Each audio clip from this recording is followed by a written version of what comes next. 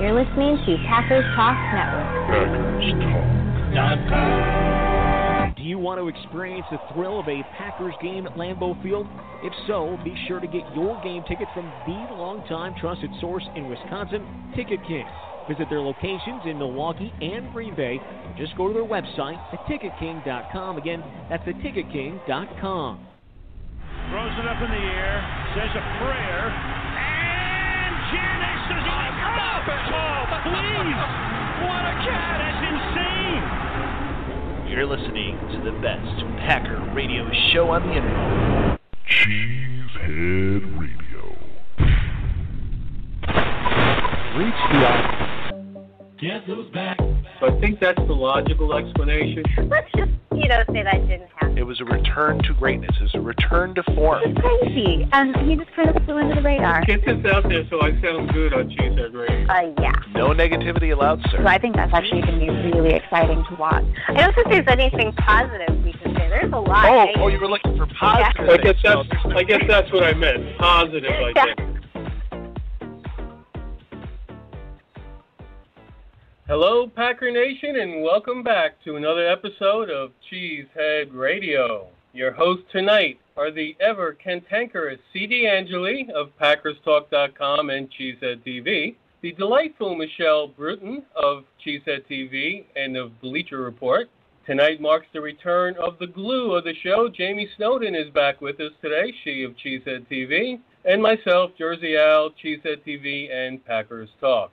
Sponsoring the Packers Talk Network this year are the fine folks at Ticket King. They've been selling Packers, Badgers, and other tickets in Wisconsin for just short of 25 years and have a stellar reputation for excellent customer service and prices. Please be sure to check out their website, theticketking.com. And now let's get this party started. It is time for the Packers News. Packers News. If you haven't yet heard that the Packers released starting left guard Josh Sitton on Saturday, well, you've been living under a rock. The team has confirmed that former reserve lineman Lane Taylor will be starting at left guard in Week 1 against Jacksonville. It will be Taylor's third NFL start. Speaking of unexpected starters, the Packers have confirmed that their two starting inside linebackers will be second-year player Jake Ryan and rookie Blake Martinez. Martinez will receive and communicate the defensive plays via headset for Dom Capers.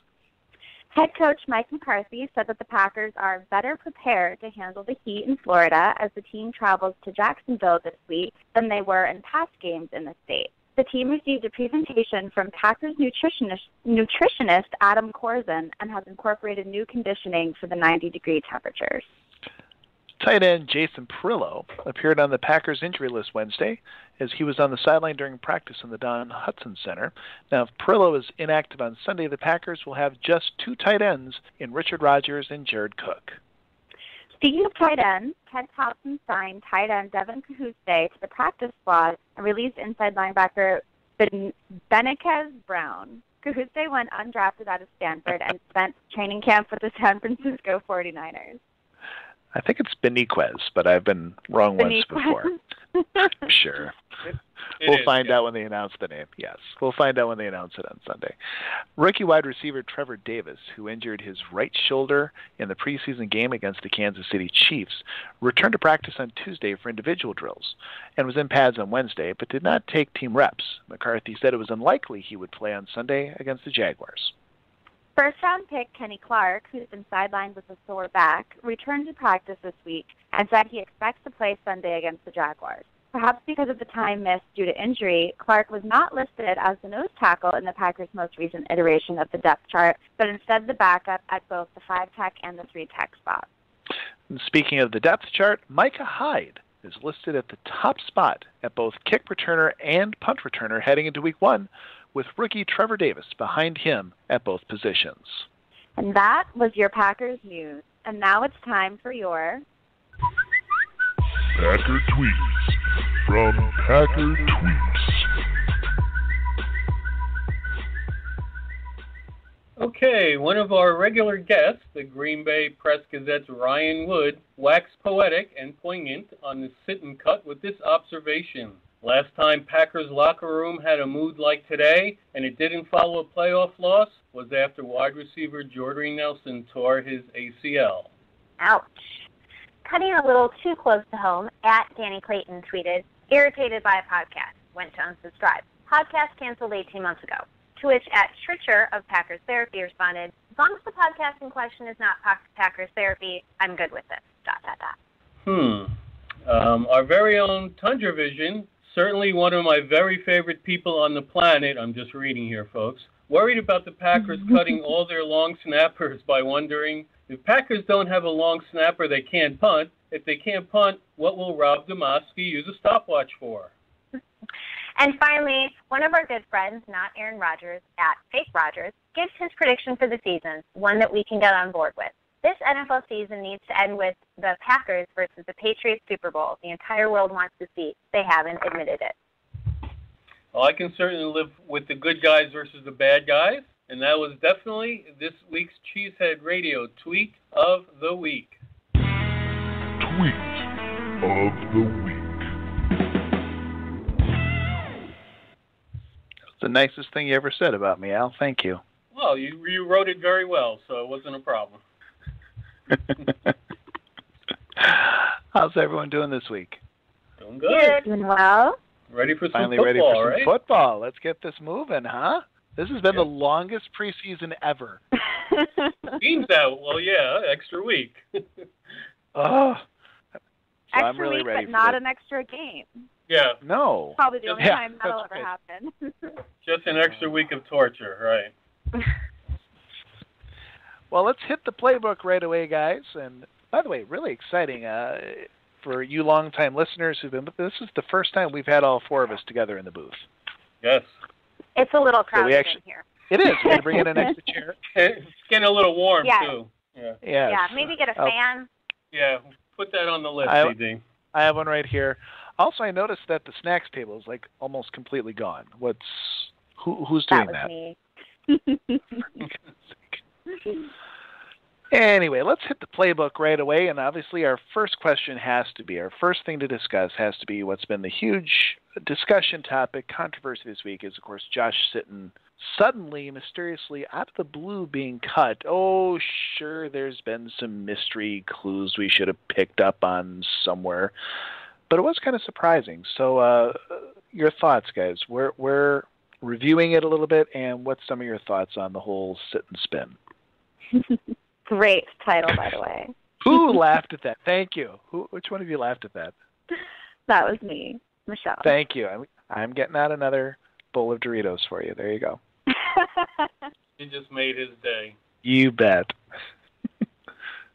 So I was really interested today to see both a report from Dan Pompei and also our guest later tonight.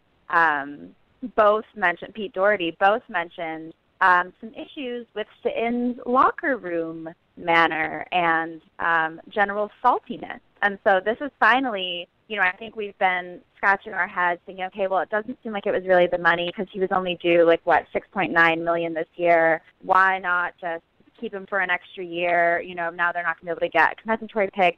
Why go about this way? And now, finally, I think we're starting to get some interesting answers in terms of, it sounds like the impasse Sitton and the Packers found themselves at when the Packers told him that they wanted to prioritize re-signing their younger guys' contracts first. They were worried he was going to become basically a locker room cancer, which I think is a really interesting report about a fairly well-liked veteran.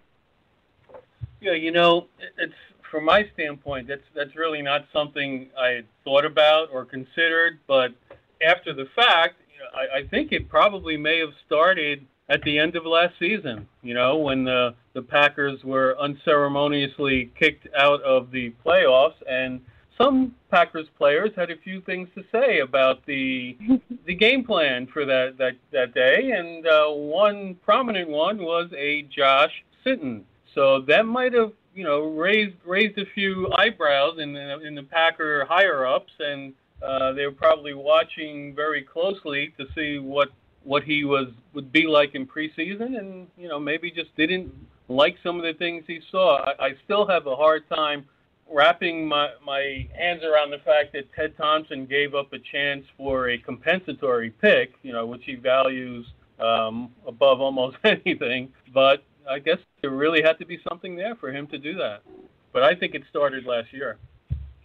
I think it's interesting to me because when I think of Sitton, I think of someone who's funny and lighthearted, and you hear him on the radio. I mean, it's just on Wilde and Tausch, and it was a great interview, and he seems so personal, but when you kind of hear these stories come out, you go back and look at it, and I kind of see it through the lens of one of the things we like about him is that he always says what's on his mind, and he doesn't really, he doesn't do things just to please people, and he doesn't really shy away from it. And so I think that some of that gruffness that I always read as just quirky and cool and fun can come off a lot differently, I guess, if you have to work with that.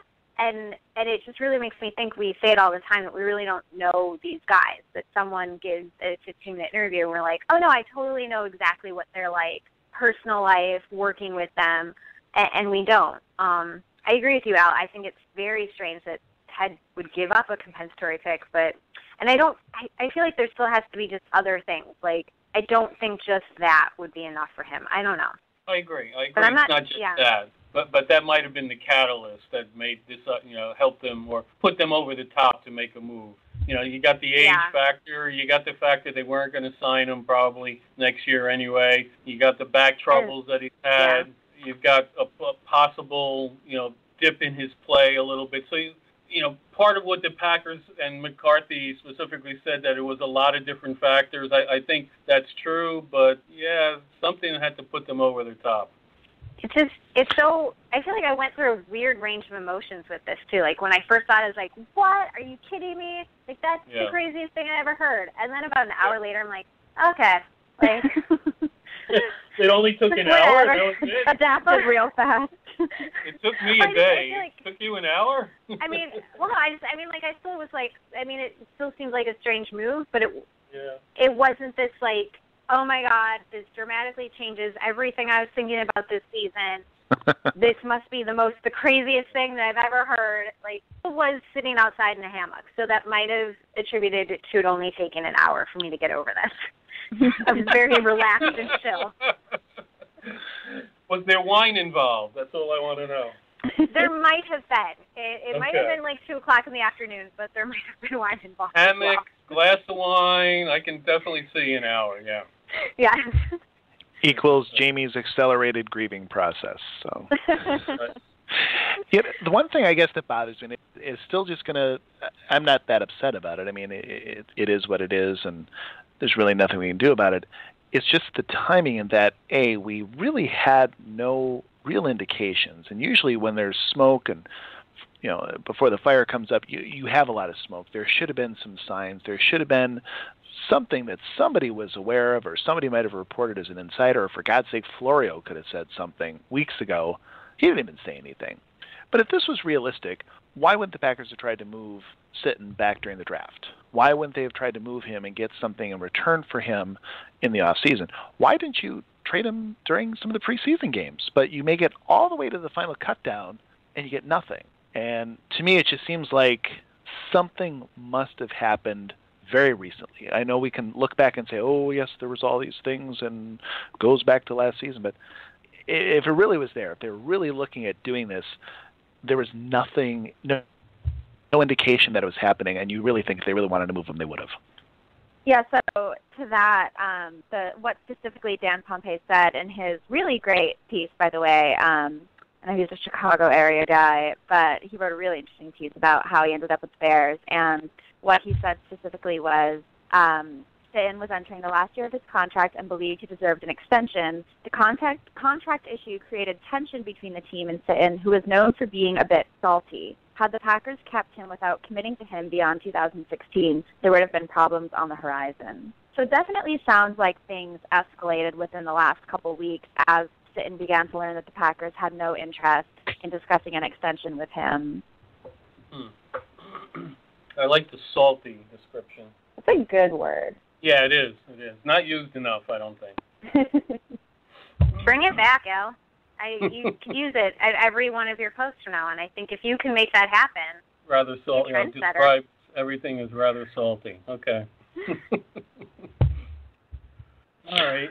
So. Well, let's move on a little bit here. Probably we got some of the biggest stories, and we kind of touched on it a little bit, but we have Eddie Lacy, who's been doing the Paul Ryan diet or workout or something like that. How do you guys think? Yeah, what the heck is that? Paul Ryan. I'm curious. He's a senator from Wisconsin. He's famous for doing that. I know. Yes, yeah. I know who he is. I want you to tell me, what is the Paul Ryan diet? Tell me, what are the principles of the Paul Ryan diet? I have no idea. Do you think I work out? I have no idea. You're the one that knew it existed. I do. I've seen pictures of it somewhere. All right, go ahead. But anyway, Eddie Lacy doing this workout thing. Do we expect to see the old Eddie Lacy back, or do we have the more recently old Eddie Lacy back who didn't seem to really be able to hold the running game as he used to? I personally and I've only seen 1.5 preseason games because of going to Florida and then Cincinnati being flooded. He doesn't look that much thinner to me, but I feel like he looks like he has his burst back. So like, when I saw this in the script, I was like, he doesn't look thinner. He's still thick Eddie Lacy to me. But I feel like the change in his routine, I feel like he might have gotten that burst back. And I think that's so if you talk about like the eye test, he doesn't really, when you see him on the field, he doesn't look significantly more trimmed. But if you watch him play, he's got that explosivity and that burst, like you said. I really like the way I saw him, attacking gaps and getting upfield, getting yards, extra yards after the tackle. He said on Sunday that he felt more explosive in terms of making cuts, how fast you get north and south out of the cut, and how fast you're able to put your pad level down. And I actually think I really like where he's at in terms of he has that quickness, but he's also still big enough that if he does sort of, link horns with a defender, I think he's still big enough to kind of get yards after contact. So I think he actually seems like he's in a really good place physically. Yeah, it's likely that they did a lot of leg work more than upper body work with him, because that's where he gets all his drive from, obviously. So it may not look that much different on top, but certainly he's running differently than he did last year, and hopefully that's all that's needed. And moving on, I guess our next concern, which of course would be the return of Jordy Nelson, trying to work him back in slowly. What do you foresee happening this week with Jordy? How is his health looking? Do you think he's able to come back 100%? And where is the communication going to be between Aaron Rodgers and his favorite wide receiver? You guys are so polite. I know. Nobody wants to interrupt somebody else. Go ahead. I was just going to say, I think the first really good indication that we got is that he's not going to be on a snap count. Whereas if you look around the league and follow some of the other teams, we've seen other guys who are returning from injury, like Thomas Rawls, for instance, with the Seahawks. They're going to be watching his snaps and limiting him, but they're going to let Nelson go. I think, how did McCarthy say, full bore? I thought that was great. He's going to be full bore, which is such a McCarthy thing to say. And I actually really like seeing him, in practice doing some sideline stuff. And I don't know. I don't think he's going to go out there and have 150 yards and 3 touchdowns, but I certainly think that we can expect him to kind of return to the role he plays in that offense, which is an explosive downfield, back shoulder sideline catch type role. Yeah, I don't know. I'm kind of a disbeliever here on this one. I don't see how you put him out there full bore when he hasn't played a snap in preseason. Are you that confident that he's all the way back? Obviously they are, but I don't know if that's McCarthy just saying what he wants the other team to hear, or if he really means that or not. We'll find out on Sunday, but I'm kind of a skeptic on this one. Yeah, I agree that I don't know how he can really not be on a snap count and go full strength if he hasn't, with his limited movement and practice and play in preseason and training camp. But for the part about communication and being in sync with Rodgers, I've always kind of found that Rodgers has an interesting way of getting in sync with people. Like, there's somebody who he's played with and practiced with the entire time, and they just, chemistry-wise, can't get on the same page. And there's some people who just randomly show up one day and he's got it. And I feel that him and Jordy will always have that connection. So I'm not concerned about. But I'm just concerned about, like, his speed of play and just being able to, I don't know how you go from 0 to 60 that quickly. And how about, just mentally, Nelson, how is he going to feel that comfortable with his knees, having never really pushed it and tested it up until this week in practice? That's a psychological hurdle to get over, too, for most players when they come back from an injury. So you're just going to throw them out there in one game and say, okay, go ahead. Well, and especially because, everyone says that about the ACL and getting over that, but then he also has the other knee. So I feel like probably at some point in his recovery from the ACL, he started to do stuff, and that's how he aggravated the other one. So I'm like, how can you – I just don't understand how one day you're like, no, I can't do anything. Oh, no, today I can do everything. Like, isn't there just a step in between? I know he's been, like, coming up in practice, but I feel like I don't get how you go from 0 to 60. I agree. The fear I'm going to have, of course, with this is, and I wrote about this a couple of times, was, I'm going to say it. Is Rodgers, I'm going to say it. Is Rodgers tended to have an over-reliance on Nelson, particularly early in seasons, giving him perhaps the most targets. I think we calculated 1 year after 2 or 3 weeks, they had the most targets by far of any receiver in the league. So when you kind of think about what Rodgers went through last year and the lack of confidence, clear lack of confidence he had in his receivers without Nelson there, I'm interested to see how he approaches that, if he is going to try to feed Nelson maybe more than he would have fed Adams or Cobb or something like that. So, and if Nelson is not able to go, if he's not able to be full bore, if he's maybe only half bore or perhaps 2/5 bore, what's going to happen? Is he going to go to the other receivers and play the way he did last year? So I think it's a very interesting dynamic that's brought back into the mix that I'll be watching 12 and 87 quite closely. Half bore, full bore, interesting. What about wild bore? I think he played for the Packers back in the 70s. Anyway, let's transition. We're going to be joined in a few minutes by the Green Bay Press-Gazette's Pete Dougherty. He'll hopefully be able to give us a little more insight into not only Josh Sitton, but everything going on with the Packers. So he'll be with us in about 5 minutes. Just want to talk a little bit about Kenny Clark, number 1 draft pick, has been sitting out the final 2 preseason games with a back injury.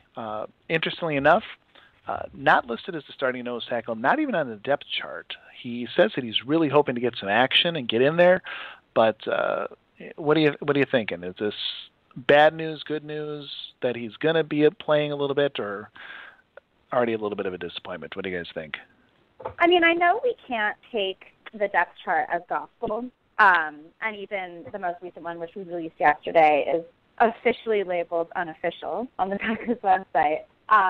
But yeah, it's really strange to me that you've got Dean Lowry at that 5-tech defensive end, you've got LaTroy Guyon at nose tackle, you've got Mike Daniels at that defensive tackle position, and then you've got Kenny Clark just kind of tacked on as the backup at both defensive line positions with Christian Ringo as the backup nose tackle. And so you'd think that when you take someone in the first round and you invest that much in them, that you want them playing the core kind of anchor position on your defensive line. And hopefully it's just that, he didn't quite come along as quickly in practice as they wanted him to, given the time he missed with that sore back. But I'd really like to see him there at nose tackle, a few weeks into the season. And then you've got, Mike Pennell coming back after 4 weeks. So I don't know. It's a really, really weird thing, kind of how it broke down. Yeah, basically our 4th-round draft pick is starting over our 1st-round draft pick. Right. Who could have predicted that? Right. And and that's the other thing, too, is starting is such an interesting concept when it comes to the, I mean, they'll so rarely be in, their base personnel on defense, but still, to just see it on the depth chart, it's kind of jarring. Anyway, what's our next topic up here? Or you got something, Jamie? Because I'm actually, I think it's kind of weird that Kenny Clark is not listed as nose tackle, but I'm not that concerned. I think he's the first-round draft pick, and we expect so much out of that, but why? He hasn't played nose tackle in professional football yet. He's injured. I think it's just an odd way when you look at the depth chart, but I think we sometimes expect too much right away out of especially our first-round draft pick, and I guess I'm not that concerned about it. When CD was phrasing the question, I'm like, oh, is it a disappointment already? How? I've kind of come to expect very little out of our first-round defensive draft picks. Especially defensive linemen, kind of a pattern there, no? Yeah. I feel like first-round picks just in general. I mean, yes, us, but I mean, we put so much priority, and because they get the money, they get the glitz and the glam, but just so much I need to see right away that it was 100% worth it, otherwise forget you. Right, and certainly when you make that investment in someone, you're planning for the future, and that's not just the immediate future, it's 4 or 5 years down the road. So if it takes them this year to kind of get to that spot, if we're still having this conversation at the end of the year or next year, okay, then I'm on board with it. But we haven't even played a regular season game yet. Right. Well, you know what? I think it's time to have this conversation possibly with our special guest tonight. And tonight's special guest from the Green Bay Press-Gazette and PackersNews.com, Pete Dougherty. All right, we are live right now here at Cheesehead Radio. Pete Dougherty, how are you doing tonight? That's pretty cool. I don't know how you did that, but that was pretty cool. Thank you. We aim to please. Jamie actually can lower her voice like that. It's pretty cool. That's a real talent, Jamie. So it is a talent. Yeah, were you guys just available for bar mitzvahs and Josh everything. Sitton, or were you talking Josh Sitton, or what's the topic tonight? Well, I'll tell you what. We have a list of questions, and believe it or not, Pete, that was the first one. So, hey, what's the latest that you got for me? So, my opinion hasn't changed. I wrote something. I was as shocked as anybody when it happened. And after calling around, talked to some people, and finding out, that Sitton was more, on a little more of a downswing than I had perceived. And that there were these issues, just without, I didn't hear any specifics, but just that he could be a really difficult guy to deal with. And it sounds like this had been going on for a few years. And then when he went to him for a contract extension, and they said that he was lower on the priority list, things got a little worse. And they're okay with Lane Taylor. There's a difference between the two, but they don't think it's as great as outsiders do. And they see Taylor as a guy who's probably going to get better, and Sitton, because of the back injury and age, is the decline's going to continue. So it wasn't a move for the future. That's the one thing, because they could have stuck with Sitton and then just let him leave in free agency next year. So they wanted him out if they thought they could adequately replace him, and so they did. So what is the impact right now in the locker room? We saw TJ Lang come out and say, "Hey, I don't get what's going on." Obviously, Lang and Sitton really good friends. What's the mood? Yeah, well, there's kind of two dynamics there. One is tell for sure Lang and Bakhtiari, and I would think Bulaga and a couple more of those guys are taking this really, really hard. This is their good friend, and the team, they just cut him out of the blue, stunned everybody. So I'm sure it's not going over well at all with those guys. Then you've got sort of the overall message to the locker room, kind of the Lombardi-Belichick message that you're all expendable. Anybody can go. If this guy can go, anybody can go.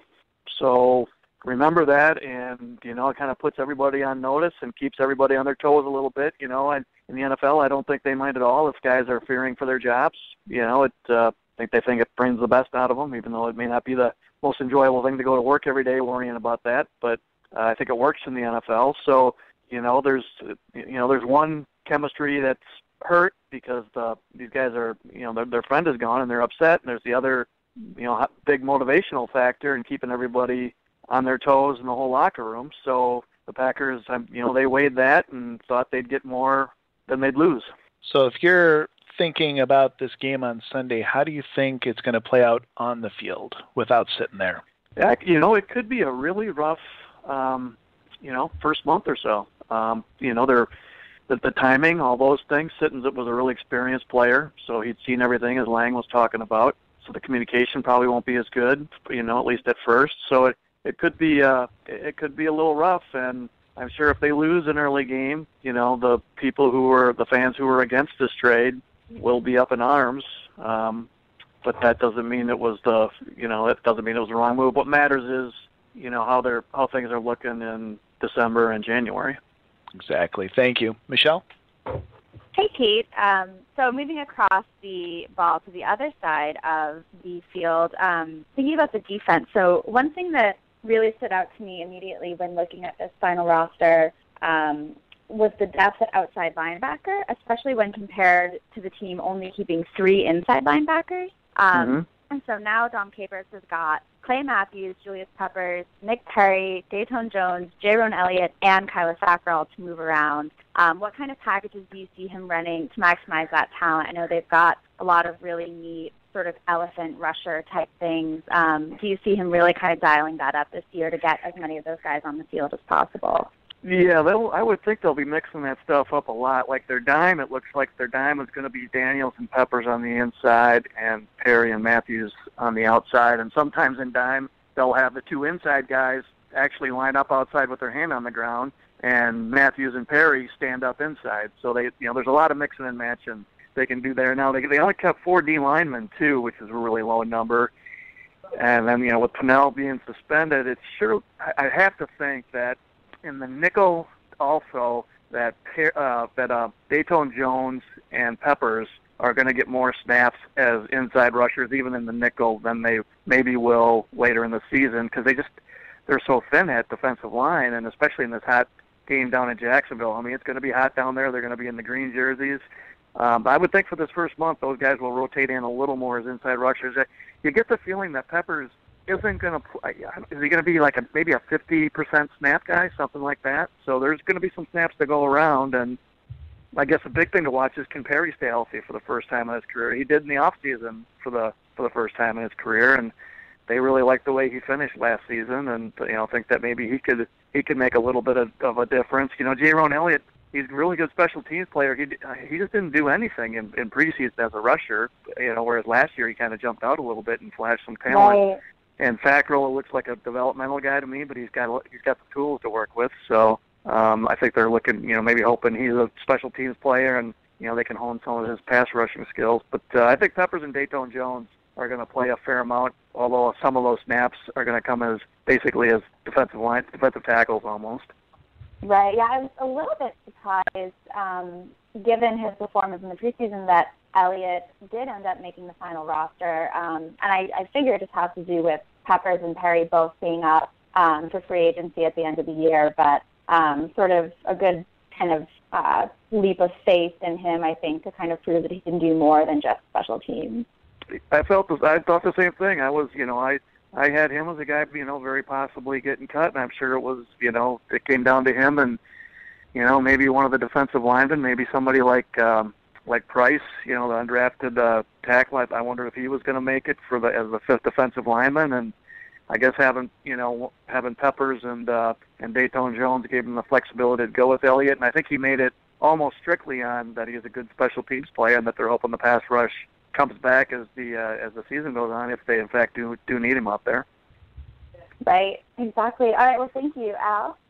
Yes, hey Pete, welcome back. We promised you wouldn't wait so long to have you back the last time you were on, so we kept our promise. It's always good to talk to you guys. Yeah. Yeah. Okay. Listen, since we're talking roster, let's just go a little bit deeper here. Back about a week ago, Ted Thompson said in a press conference how the position group numbers are usually pretty consistent from year to year. Then he goes out and keeps 3 inside linebackers, 7 wide receivers, 6 safeties, all a first for him. What do you make of how this roster was constructed? It is the oddest roster configuration I'm pretty sure that I've seen since I started covering in '93. It really is. It's strange. Now, I think part of it is, they're trying to keep their best guys. They're not in the business of cutting good players, and so they've shown, a willingness to go heavy and light at positions in the past, but not quite to this extreme. I think the defensive backs, I think part of it is it's just a sign of the times of the game, and that the game has become such a spread athletic game, and you've got to be able to go really deep in the secondary. You can't have an injury or two ruin your nickel and dime defenses. You got to have extra cover guys. So I think that's a big part of it, and keeping guys around here, thinking about the future with free agency. As you were talking before at other positions, you got it there too. You got Micah Hyde in his last year, and Burnett's got 2 years left on his contract, and he's not old, but he's guys, they age quickly in football, so you never know if they'll be looking to replace him in a couple of years, and so that could be why they kept a couple of those guys this year. It's a sign of the game, and even with Dorliant, they kept him. They had 12 They had 12 defensive backs on the original 53, and then they put him on IR a day later. Yeah, I think it applies to the wide receivers too. The change in the game, it's such a passing league now, and with a couple of their wide receivers banged up a little bit, they said, well, let's stockpile because we don't know what's going to happen, and we got to be prepared there. Yeah, that's exactly right. And, Geronimo Allison, I was, to talk about surprise cuts and surprise keeps, that was a surprise cut to me. I really thought if they cut him, he'd get picked up by somebody else. I was obviously way wrong there, but, they've got to feel good about being able to keep him around, too, as another extra guy, because he's got some talent. I'm not so sure 2 or 3 years from now, I'm not predicting this, but if he ended up being a better player than Devontae Adams, for instance, I wouldn't be totally shocked. Yeah. All right, thanks. Jamie, you're up. Okay. Hey, Pete, our last Cheesehead Radio show is before the final preseason game. And at that time, there was a near consensus on the show that Mastay would only lose the punting job by knockout punch. What happened in that third preseason game and in camp that caused the Packers to pull the trigger? I think it was more just an accumulation. They were really down on him after last season. I remember in the Arizona game, he hit one of those. He hit a bad punt in the second half, and when they're on the road, Thompson and Murphy and a couple of the scouts, they're always in the press box, and they're usually in the row right behind the media that covers the Packers. And when he hit that punt, somebody slammed the table really hard, like they were not happy at all. And they just went into this off season. I don't think it was like the Crosby thing a couple of years ago. I think they were kind of looking to replace him if they could, and he just didn't do anything that jumped out in camp to make them feel any better about it. They lost a ton of confidence in him, and it's funny, this guy they brought in, he kind of reminds me of John Ryan. He's got the unusually big leg, but there's consistency issues there, and but he kicked the ball really well at Kansas City. You can't say he didn't do that. Okay, thanks, Petey. All right, Pete, Jarrell Presley. Guy who got claimed off waivers from the Vikings. Now, this is surprising for a couple reasons. Number one, Ted Thompson actually claiming a guy off waivers instead of going with his own guys, and typically that pipeline goes to the west, not to the east. So, but a lot of excitement for a guy. Small school, Albuquerque, did a lot in college, went undrafted, but a lot being made of a kid who scored a touchdown in last week's game on a kick return, I believe, for the Vikings. And, of course, it just so happens we play the Vikings in Week 2. What's your feeling on Presley right now? So I don't know a lot about him, and I was kind of asking around, and basically from what I've heard, they're not sure how good a player he is, but he is really fast, and he's a lot different than the other guys that they have, and maybe he's a little bit of a home run hitter, and so they thought it was worth taking a look at him, and so that's another position where I wondered if they would go light and just go 3 backs, which would be really, really light, and maybe when Pennell comes back, it could be Callahan who gets cut, could be one of the running backs, or it could be this guy who gets cut, or maybe another injury to somebody else will take care of it, and they'll put that guy on IR. But as for him, I don't know that much about him other than that he's a really fast guy, and he averaged 7 yards a carry in college, and scored a couple 6.8. Yeah, scored a couple touchdowns for the Vikings the other day, and he brings a dimension of speed that the Packers currently don't have at running back. All right, thanks. Michelle? So we touched on this a little bit when we were talking about sort of the strange roster that Ted Thompson has put together, but I feel like I have to come back around to the fact that there are 7 wide receivers on this roster right now, which I swore up and down all offseason that there was no way the Packers would keep 7 wide receivers. Thinking that, if something had to go between Jared Abbrederis and Jeff Janis, it would be one of them. But it sort of seems like a luxury the team can't afford, especially given all the 2 tight end sets they could do with Jared Cook and Richard Rodgers. Do you think it is a luxury? And do you also think that in terms of someone like Corey Linsley, someone needs to come back from PUP, that's a position that Ted Thompson thinks easily, he could drop one player off from later in the year? It is a luxury. It might be a luxury they can afford. I would be, if I were them, I'd probably cut Callahan before I'd cut any of the receivers, just because I don't think anybody would pick Callahan up. You don't want to be wrong on something like that and lose a developmental guy you like, but I think with Callahan's height, I think that would just scare teams away, even though he did look pretty good in camp. It's a really good question. I vacillated so much on which receiver I thought would get cut, even thinking they were going to keep 7. You wonder about Abbrederis' upside because he's just not that fast and strong, and he's basically their third slot guy.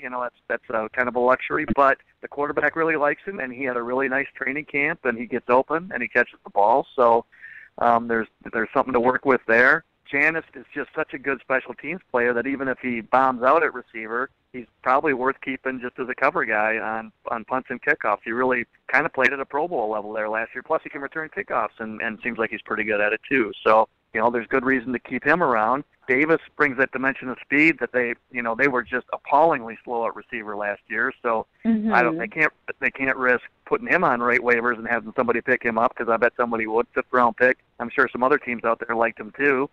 So that doesn't leave you much. I'm sure they don't want to give up on Devontae Adams quite yet, as disappointing as he was last season. He had some good moments in camp, and he had some bad moments too. The jury's really still out there. So I guess, push comes to shove, if I were them, I probably would have done the same thing and found somewhere else to go light and keep 7. But the funny thing is, it could turn out they've got 7 receivers they kept. It could turn out that none of them, except for their top couple guys, are better than average, but they don't know right now because these guys need to play. So right. I guess they just have to let the season answer those questions and go from there. It's funny, they could end up drafting a receiver really, really high in next year's draft if nobody jumps out. Right. Thank you. Al? Yep. Let's go over to the defensive side. Only having 3 very inexperienced inside linebackers on the roster while insisting they're going to keep Clay outside sounds like a possible reason for concern. Now, early in camp, Morgan Burnett took some reps as a hybrid safety linebacker in certain packages, and then you never saw it again. Do you think that's because they didn't think it was working out or didn't like it, or they're just kind of holding on to that to use when the real games begin? My inclination is to think the latter. And then, he did hurt his back, so he missed, a couple weeks of practice. So that was probably another reason. And, in the first couple of weeks of practice, they call it installation, and their work each day, they're working on certain packages and concepts on their offense and defense. So there was a couple days where they were working on that, and we saw some of it, and we didn't see much after that. I just don't know, but your question's good, and I don't know if Capers is going to use it a lot, or just a little bit, or just maybe some in some games and not at all in others. They're obviously secretive about that stuff, so we'll see when they start playing the games, but it's the way the league is going, and I wouldn't be surprised if they ended up doing it with at least some regularity. And, you're right, that is really, really light at inside linebacker. And I guess, they got Bradford on the practice squad, so, if something happens the next week, they can bring him up. But it does suggest that, if there's problems and, things aren't going well, they got all those outside linebackers. Their fallback is moving Matthews back inside if they have to. They don't want to do it, but, if necessity dictates and they're just getting killed like in the run game like they were a couple of years ago, and they moved him halfway through the season, I'm sure they wouldn't think twice about doing it again if they really feel like they need to. Yeah. Okay.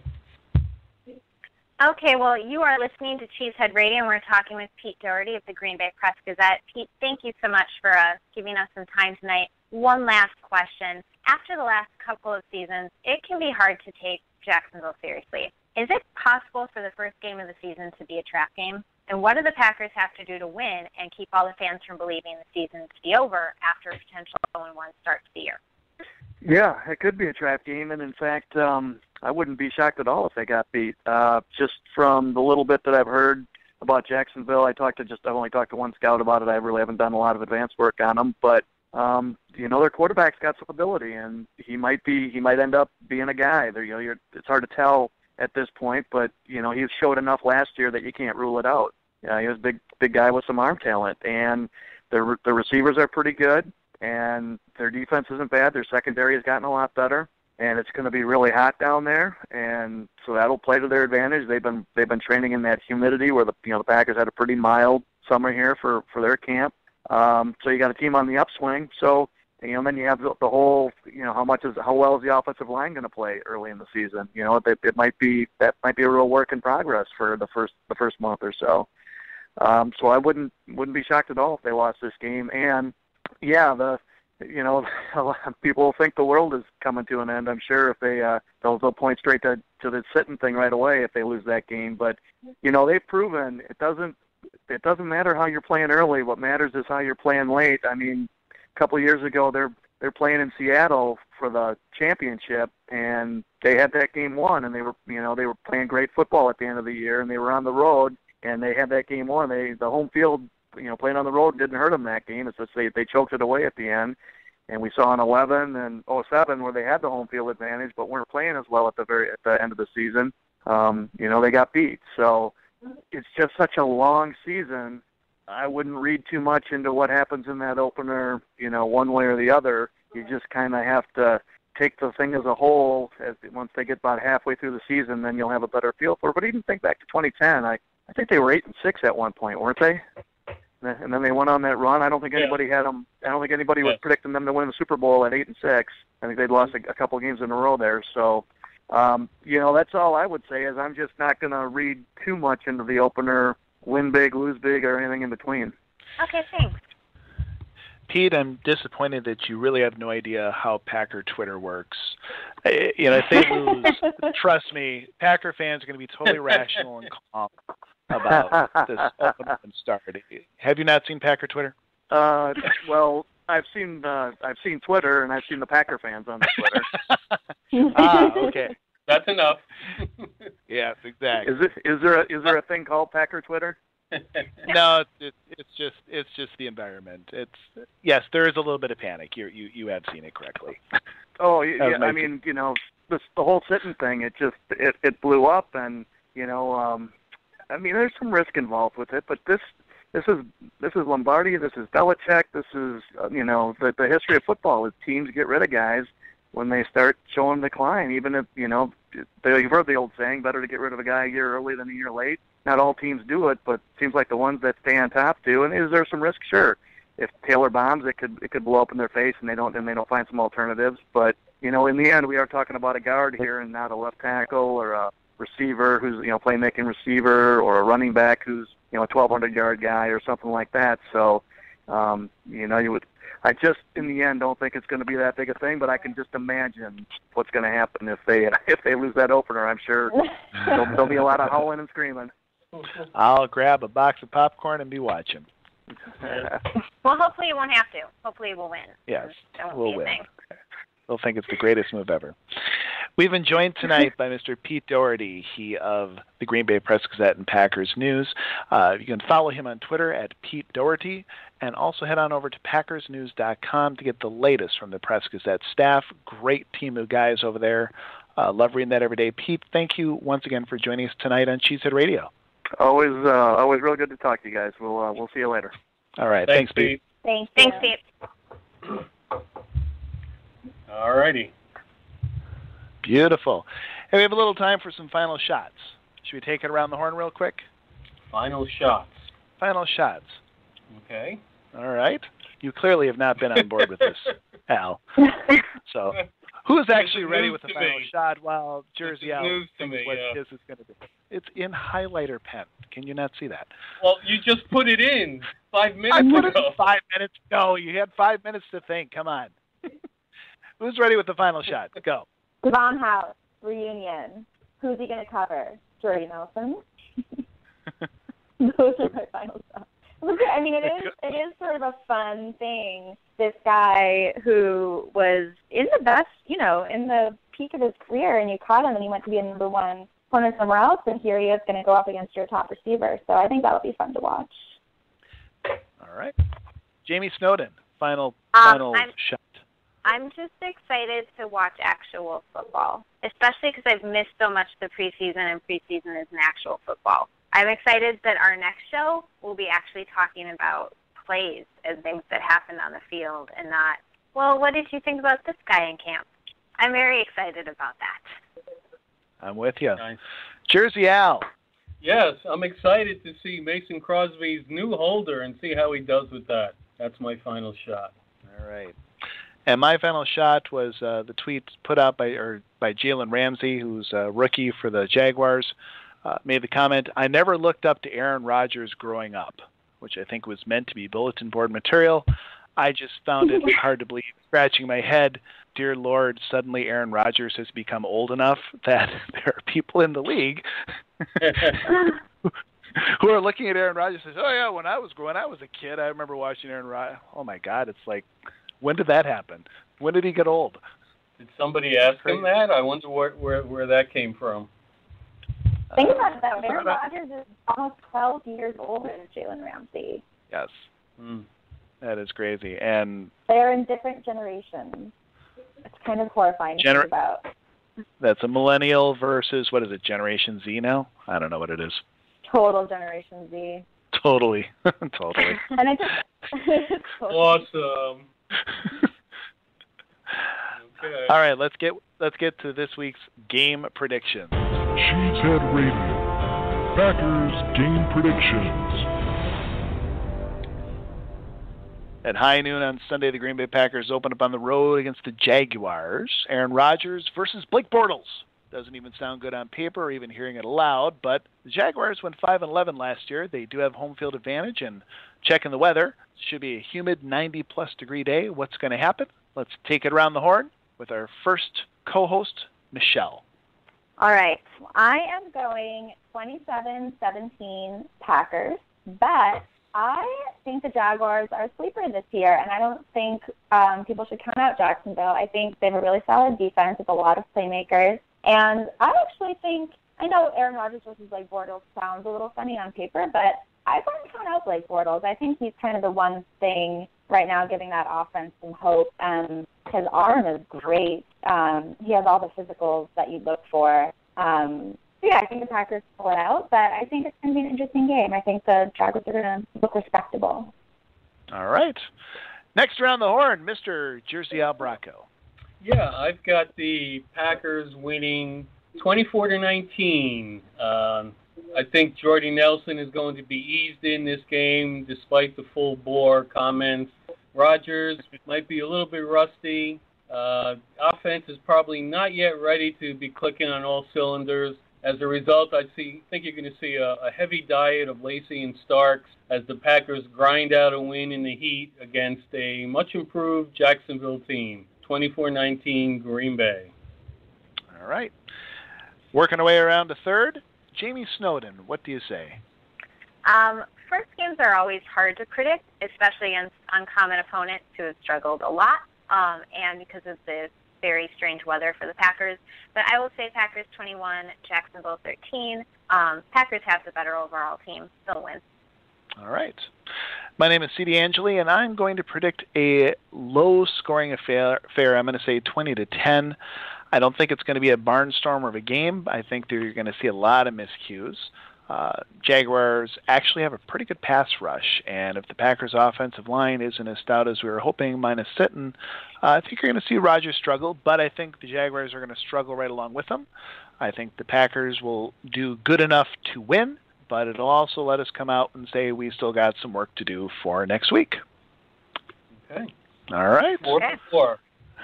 Nobody's predicting an upset. Nobody would dare this week, but it's still in the back of our minds. Pete actually got me nervous talking. Did you notice that? Yeah. Like, I'm not going to be surprised they lose at all. I said, Pete. On the Wildy and Cal show today, Bill Johnson called in, and he predicted a Jacksonville win. He was really annoyed. He was like, fired Ted Thompson. He was really annoyed about the Sitton thing. And he kind of went off and thought that it was going to affect the team and they're going to lose to Jacksonville. So one person that I know of has picked Jacksonville. All right. Well, anyway. Great show tonight. Let's close it out. Oh. Thank you all.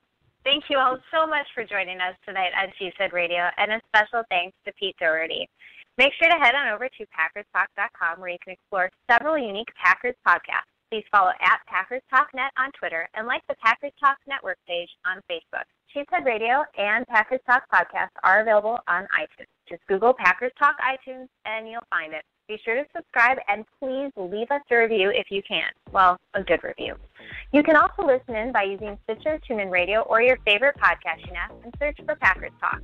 Finally, please be sure to support our sponsor, Ticket King. You can find them on the web at theticketking.com. That's theticketking.com. That's a wrap. Go Pack Go. Go Pack Go. Good night, all.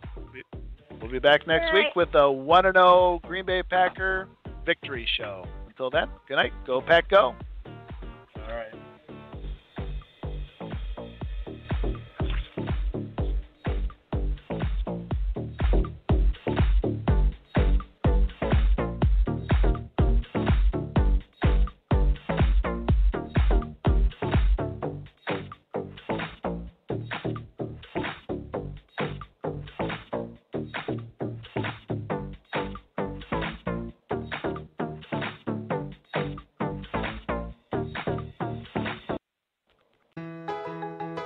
At American Family Insurance, we help protect what you've achieved so you can fearlessly go after your dreams.